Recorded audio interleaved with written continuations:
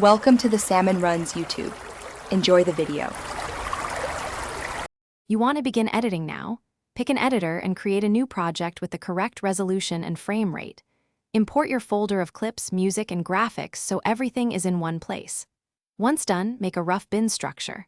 Footage, audio, assets. This saves time as you work. Make sure to set autosave and a sensible cache location before cutting.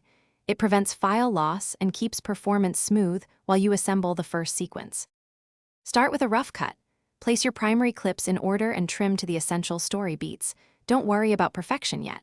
Next, add B-roll and connect shots with simple cuts or a single transition style to maintain rhythm.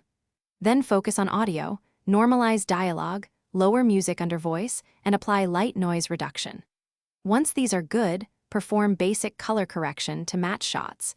This helps the edit read as one cohesive scene before. When you're ready, select an export preset appropriate to your delivery platform and export a high-quality master file first, then create compressed versions. Once exported, collect project files, proxies, and final media into an organized archive and copy to backup storage. If something goes wrong, stuttering playback or failed exports, clear cache, render problematic segments, or try exporting smaller sections to isolate the issue. This usually reveals corrupt clips or time.